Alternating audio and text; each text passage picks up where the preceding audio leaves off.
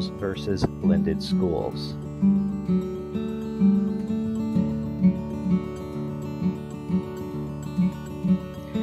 Since the early part of this century, online schools have been seen as an answer to ever-tightening budgets, crowded classrooms, needed innovation in education, personalization of the learning experience, and an alternative to the formal environment of the classroom. They are now available in some way at every level of the learning process, from kindergarten through graduate school, including continuing education and professional training. Our discussion today will focus on the K-12 level of training. A search for current numbers was unfruitful, and the 2011 number is questioned, but these disparities justify the call for greater accountability in online education to report enrollments and other academic data in a timely and accurate manner. We're going to be comparing virtual schools and the blended classroom as teaching methods. The questions: how effective are each of these instructional models? And what are the consequences they pose for the future of education? In other words, are they effective in their methods? Virtual schools.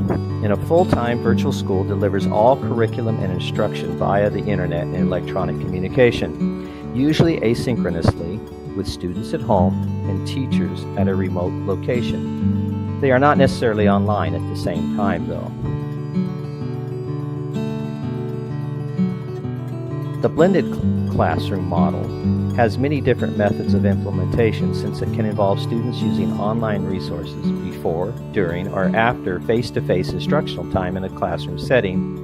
There are many discussions concerning how to implement this model, but that is not the purpose of this discussion. In order to understand our discussion better, we need to understand the types of schools that are going to be discussed. We have state government schools, which occur on the district level, local area public schools, or on the charter level, which are semi-independent local public schools.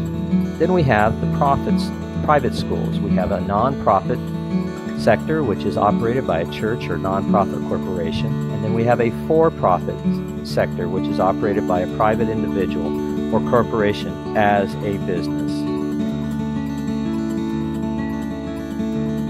Each year, the National Educational Policy Center evaluates education in America.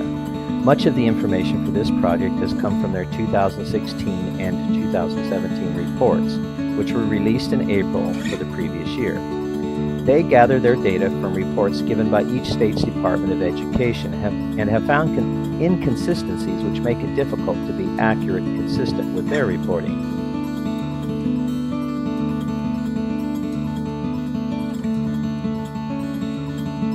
Blended learning schools haven't been around as long, nor do they have as many students enrolled. However, the growth rate is still impressive, with growth from more or less 1,000 to 26,000 plus in under 5 years.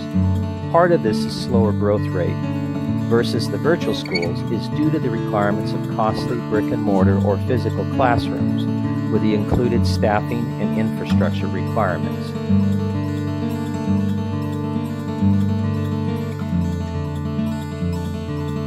Here is a table that shows the data from the 2013-14 school year for virtual schools and blended schools.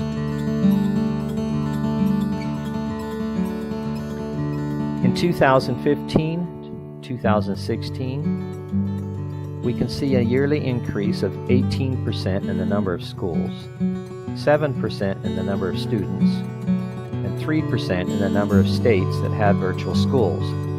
For blended schools, we have a yearly increase in schools of 61%, increase in students of 40%, and the increase in the number of states that have blended schools by 31%. One of the concerns that has been raised about these methods of education is the student-teacher ratio. The national average in public education is 16 to 1. In virtual schools, the average for all is 34-1.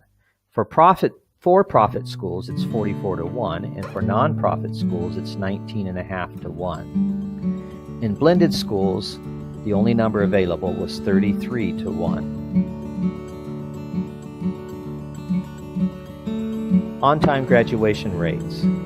This is the national average in public education is 82.3%, and that is the amount of students who will graduate within 4 years of starting 9th grade. In virtual schools, the average is, by comparison, rather dismal, 43.4%. And looking down at the different sectors of virtual schools, the numbers are not much different. In blended schools, the average is 43.1%, almost identical. Both of these are nearly half of what the national average in public education is, and they raise cause for concern. Academic performance.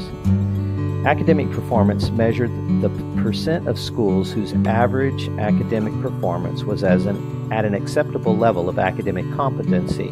As we look at the data, we must remember that blended schools tended to be in urban areas with lower income students versus virtual schools' demographics being closer to the state averages.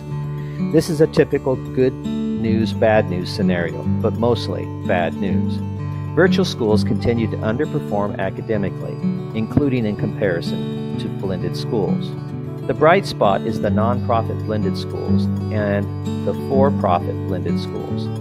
Overall, blended schools scored nearly twice the virtual schools' rate.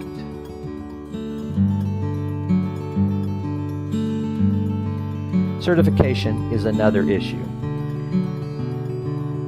Less than 40% of online teachers had professional development. Teaching online requires different methods and skills not taught in normal teacher education programs. As a point of interest for many of you, in the United States, each of the 50 states does its own teacher certification. The national government has no control over this process, which complicates the process of implementing educational policies across the nation.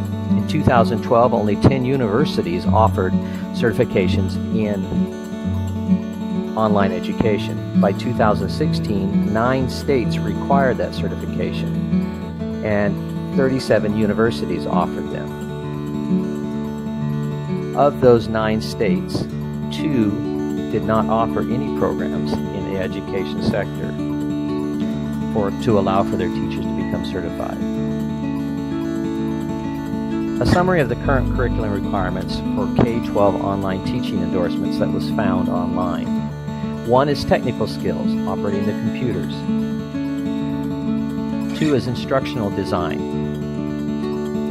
how to design courses to be used in this manner.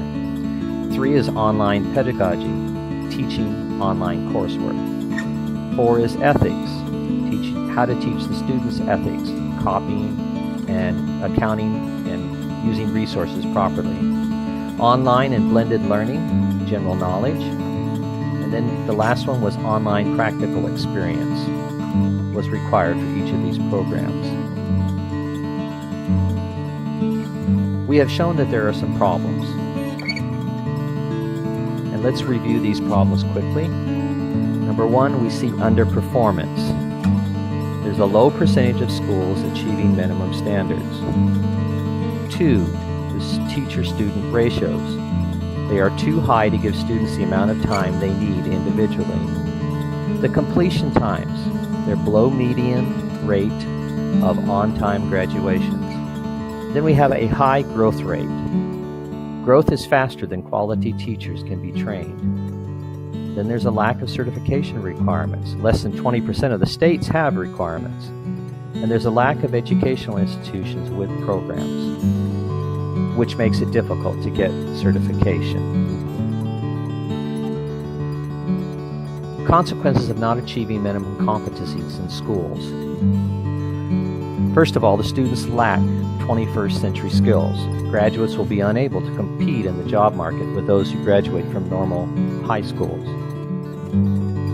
That brings on a lack of opportunities in work, education, training, and opportunities for advancement. All of this leads to a lack of adequate income, which contributes to a higher rate of poverty, greater dependence on social services, poorer health, and a greater cost to the taxpayer and society. All of these lead to a lower quality of life. Something should be done. From the research, it appears that both models have their problems. The 40% growth in blended learning enrollments seems to be deserved, especially among the nonprofit schools due to their 100% academic performance achievement. However, guidance needs to be taken with virtual schools to ensure quality is improved so that the students can be ensured of equal access to a higher quality of life. Let's look at some of the recommendations.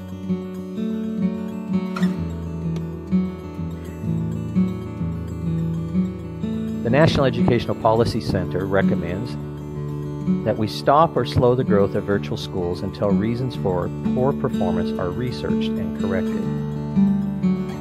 To regulate the sizes of the schools and the classes to increase the quality of instruction and interaction. Sanctions should be levied against schools which consistently underperform. And they recommend we study and emulate successful nonprofit methods used in blended learning. Others recommend better teacher training and certification for online teachers and more university programs for online certification.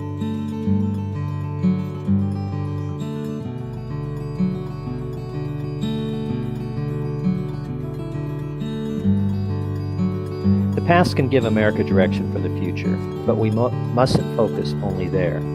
As we look at virtual schools and blended classrooms, let's examine and build on the lessons learned from both their successes and failures in order to provide a better future for America's children. They shouldn't miss out on the benefits possible in the future because we don't act now.